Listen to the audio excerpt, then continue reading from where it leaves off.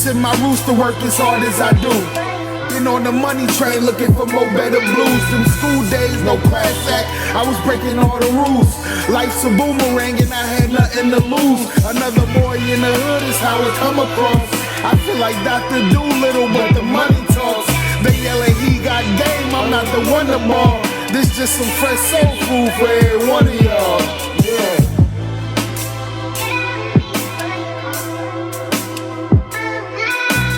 We on? Hello? This thing on? All right, we good, man. Welcome back for another episode of Cornbread Movie Review. Have you subscribed yet?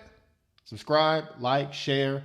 Don't thumbs down it. Come on, man. Please don't, please. But I love y'all, man. I appreciate y'all rocking with me every week. I'm hitting y'all with TV shows, movie reviews, other special events, trying to, mix it up a little bit. But thank y'all again. Today, we back with another movie review, all right? And that movie is, can you take a guess? Of course you know what it is from the title. Evil Dead Rising. Ladies and gentlemen, it's out now. It's rated R and it's in theaters.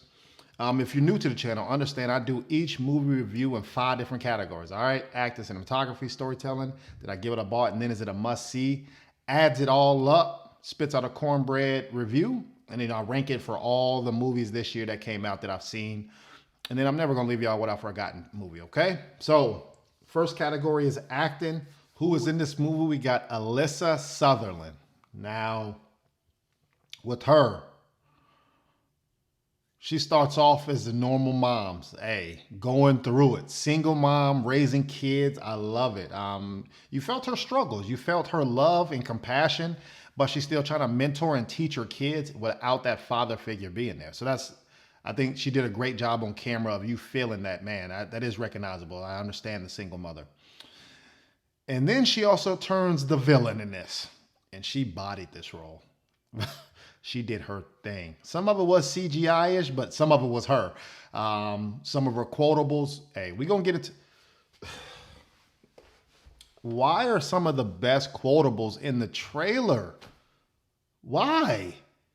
Give her a chance to, cook up in the movie. Like, dang, she killed that. She said that. Oh, I like that line. I like, you know all of her best quotes from the trailer. We got to do better with that. Whoever's cutting these trailers up. Come on, man. Don't spoil all of it from just the trailer. But she did her thing. She felt like she was like there was a loving bone in her body when she was the villain. But that devil in her wasn't having it, trying to cook up whoever came in her way, kill and be a demon, right? She embodied the demon role. I don't even know how that looks on paper. And when she said, "Oh, I got to be a demon now," okay, I'm a study up on this. But she did a great job. That's the only person I'm really gonna highlight, man. So this cast, it was the totality part. Everybody played their role. When you're dealing with kids, most of the time they only get specific roles or specific lines that highlight them, but they're not carrying those over to other scenes, right? Like it's like you do your scene, you did it great. All right, now we're moving on. Somebody else is gonna carry it. So I really like the little daughter, the one with the doll head. I really liked her, but everybody else just did their job. Even the little sister, the aunt, basically, she I guess became the main character out of nowhere, but she did okay. The totality of them, this is a horror movie, and to me, I from how they were acting, I never was worried, and I think that's a problem. It could have been the specific roles they had to play, but nah, I never felt it. Other than the mom bodied both roles, being the loving nurturer, but then also the demon devil. I think she did a great job of flip-flopping. Everybody else, it didn't do it for me. I don't feel like it was good method acting. And the reason I feel like that is because this is a family, a cohesive unit. They together as soon as you see them. They play jokes on each other, tickle each other, chase, get on each other's nerves. That's normal sibling things. Now, when one of them get knocked off or start tripping or whatever, it's like they had no remorse, like they never loved. This is their loved one. Somebody they spent their whole life with is gone. And I never felt like that pain, that remorse, that they never feel like I never felt like they grieved at all. Like it was just like, oh, they on to the next one. Well, let me chop off this person's hand to do this, right? I ain't gonna tell the whole movie, but for me, for acting, it's gonna get a 3.5 out of 5, and that's only because the main character did a great job on the dual role, but all the supporting cast, they got to do better, man. So that's for acting. All right, next category, cinematography. This budget was low, man. I didn't. I was expecting more. This movie is a series, obviously from the original coming out in the 80s, early 80s, and then the last one coming out in 2013. You would think, okay, they got a little bit of a track record. Let's boost up, give them some help. But the budget was only 20 million, right? So that's very low at the low end. To movies for me that only stay in the theaters for maybe a week or two. So the movie was also an hour and 25 minutes. So very quick, which the movie felt complete, which we'll get into the storytelling of it. But it's like, I think they left out, either they had a lot of deleted scenes or they could have did a little bit more on certain areas. Now with budgets being low, especially being a horror movie, you have to be creative. So they ramped up the horror music. I feel like every scene it was horror music and the jump scare music and all those things. Which sometimes it was like you can kind of tell it's coming. There's supposed to be a scare here. Other times it was real eerie, like, oh snap, I'm on the edge of my seat. What's going on? So better placement of the music, or turn it down a little bit so you still feel the acting and the music isn't overpowering. But like I said, they had to make up for some of the lack of funds that they had. Now, in saying they had to be creative, they gave you different camera scenes, like from the peephole, from the water, where you have the water line, but you have the camera under here and above. So you get to see that obviously it's in a tub, but up here.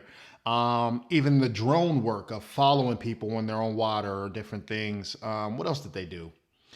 Even the doorbell. So they worked with what they had to be more creative instead of just a standard camera. Let me follow this family and what's going on. They tried.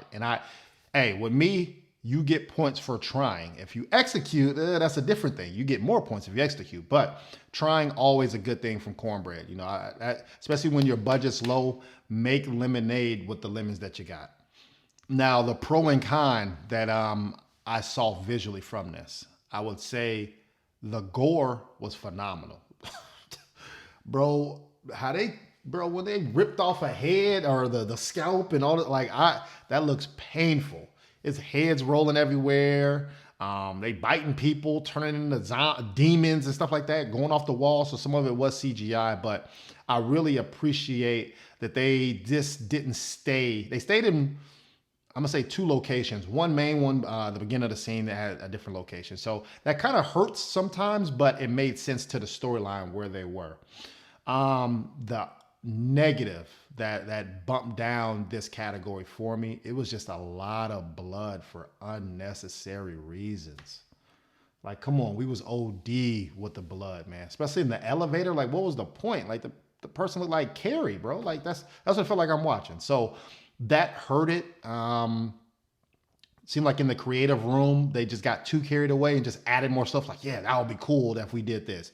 So that bumped it down. But for me, with the low budget and their creativity on top of the low budget, you're going to get extra points from me. So for cinematography, this category is going to get a 4 out of 5 from Cornbread. All right. Next category, storytelling. Now, soon as the movies start, hey, things is real. You can't even eat your popcorn. You're like, oh, snap, what's going on? Like, bro, this person tripping. And it starts off in a cabin area, right? Something happens. That's a quick little monologue of that. All right, boom. Now it goes prequel to what that situation is at the beginning, right? It goes one day before. So this is where you get to see the family dynamic of, it's, what is it? Three kids and a mom. And then you also have a different person being introduced, which is the aunt, into the situation, right? So it's really 5 people. When I'm watching it, I'm like, whoa, where's the dad at? There's no, there's no father figure in the life of, just all these kids running around with the mom, but where's the dad at? Thank you for giving us that information of what happened with that family dynamic. And then To me, I thank you guys for creating real problems that people can relate to, not movie problems. Cornbread, what do you mean by that? A movie problem plot is, oh, I gotta pay $10,000 before Friday, or my daughter's gonna leave. Like that's always movie stuff. Come on, man. Like that's to me, that's not realistic. But divorce is realistic. You got somebody finding out they pregnant and trying to confide in family members, especially an older sister, and to figure out how to navigate through this life is realistic. To me, I enjoyed those different problems brought to cinema. So kudos for that. Now let's get into, if you guys seen the Evil Deads, where there's always a book and some sayings, and then all hell breaks loose, right? So I'm watching like, okay, this is in a hotel. Where are we going? How are they going to make this fit? There's an earthquake and magically stuff happened. I do not like how they did it, but I'm accepting it. To me, it's kind of like if I'm a basketball coach and I got Steph Curry. I don't want him shooting half court threes, but he shot it and made it. I'm going to accept that he made it, but I still don't like it, right? Like there's better shots that you can do. So that's kind of how I felt about how we got to the evil book and everything like that, right? The little nuances of relevancy, everybody felt, to me, it felt like everybody had like a superpower. Like they're just being regular humans, but they had their own power. Where you have the son being a DJ, and then now it relates to him finding this tomb and grabbing the records because he was trying to sample some stuff. Like I really like that. Like that's pretty cool how it still worked out. Then you got the little daughter being creative and trying to fight ghosts and different things like that. So I really like how all the story and everybody's superpowers intertwined, and it made sense to progress the movie. And then it is a little twist from the last one, right? You still have the blueprint of what the Evil Dead franchise is, but it brings different families and different ways of how they got to this point. Now, watching this story, I think they failed on character consistency. If you have someone who's scary, right? Maybe at their character arc at the end, they're brave. That's natural. That happens. Or somebody who's brave, and then at the end, something happens where their bravery gets them killed. That's natural. It was a lot of flip-flopping. You have somebody who's scared, but they do something brave, and then they go back scared again. Or you have somebody scared or brave, do something scary, and then they're brave again. Like it was very weird how they were going back and forth. The only person who switched and never went back was the moms.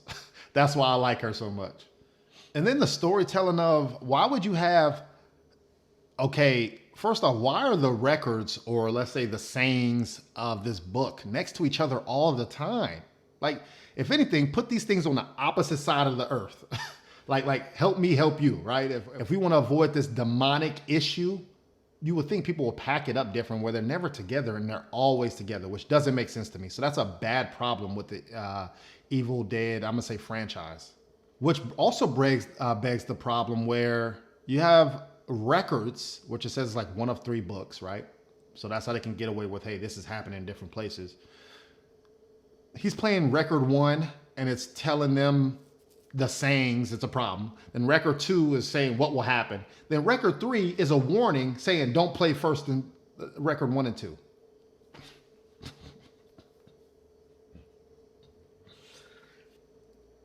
I'm not gonna blame Evil Dead. I'm gonna blame the stupid people who made this whole situation further, right? Like they're the idiots. Come on, man. We gotta do better. I gotta talk to y'all.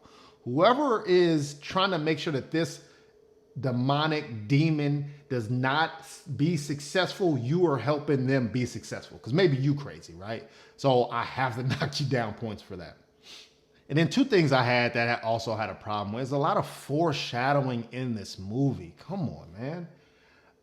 You can't have somebody have scissors and throw them and hide them, and then the scissors slide and the whole camera just zoom in on the scissors. And then be like, All right, we're going to come back to the scissors sometime. Or you have a pot falling on the ground and the camera zooms in on the pot. And then now somebody's running and trips on the pot. Very predictable. Bad writing. Come on. Just let stuff be natural. Like, it's okay. People trip all the time. People look for stuff all the time. Like, you don't have to just foreshadow everything. And then lastly, it felt like I'm watching a zombie movie instead of a demon movie, because they did a lot of demon stuff and then transformed, which I really enjoyed that, where it's different levels, or this is the boss demon and I need my little minions to help. But then now when we kill people, now they're turning. Are they different demons? Is it all the same demons? So they didn't really do a great job of explaining it. I haven't seen the other Evil Deads in a long time, so help me, write in the comment box if I missed that part, that's normal. But for me, it wasn't. I didn't get that, and they didn't explain that. So with all those issues, man, I'm going to say storytelling receives a 3.5 out of 5. They had some good things that they took from the last movie in 2013 and progressed with it, but just execution, I had to knock them down. All right. Next category, did I get what I bought? This is a horror fantasy movie, highly anticipated. I'm gonna say the still standard ticket, $10 to $15. I didn't see those in 3D, or you had to be in the IMAX theater. It put them, it put this movie kind of like in the corner, like the smaller theaters, to see how it sells. So the ticket shouldn't be too outlandish for this. I'm gonna say I went to this movie to see Evil Dead, and I got Evil Dead Rising. I got the title, bro. These people are wilding out, crazy. Like I said, as soon as the first 2 or 3 minutes, I said, hey, bro, I got chills. I said, bro, this girl tripping right here. And you know what I'm talking about as soon as you see it. I'm going to give y'all a tip out there. If the house looks haunted, it's haunted. Stay away. Don't do it. Don't do it, man. Stay away from the haunted houses. They look crazy. Go to Airbnb, go to whatever apps y'all got, and just pick another house, bro. Get out of there. And then I don't understand how these demon books and y'all reading this, like, come on. I do give them credit, though. The characters, they tried to fight back. I appreciate that. The characters just weren't stupid, which I enjoy that in scary movies where characters have to evolve, right? So if a person's doing something and it's starting to create something negative, that individual stop, right? He tried to stop what he was doing instead of keep doing that. And that's kind of in the last Evil Dead, they did it. What got me in the seat as well is the trailer. I was hyped, and I got that plus some. The only reason why this category can't get a 5 out of 5 is because I felt like some of the best scenes, like I said, in acting, some of the best quotables were in the trailer. And that sucks, because when you watch it, you want to be like, oh, I'm on the edge of my seat. I'm locked in. And it got me there. And then it started to let me down, because I felt like, all right, I've seen this before. Or I kind of already know what's next. What's going to happen? So for me, for this category, did I get what I bought? I'm going to say a 4.5 out of 5. All right, let's wrap this thing up. Last category, is it a must-see? I don't know if I asked for another Evil Dead. But whenever I saw the trailer, I had to see it. I had to see. First off, the hype was high. My little circle of movie guys, guys and gals, everybody was talking about it. So I was going to see it off rip, right? I'm going to say I got what I was looking for, but I didn't ask for it. Am I asking for another Evil Dead? I'm not going to be mad, but you have to tweak a couple things in the writing process, and hopefully the budget is a little higher. Now, I'm going to give another warning, bro. If I see somebody rip their head off and you see scalp, or you cut your face and jump in the pool, I'm not saving you. I'm not doing it. So y'all need to see this movie to avoid the signs of what these people were doing. Also, if you're a horror fanatic, I would say go watch this. If you are just an avid watcher and you're just looking for something to watch, I'm going to say be prepared for halfway realistic traits where the world, they introduce you to a certain world of the Evil Dead world.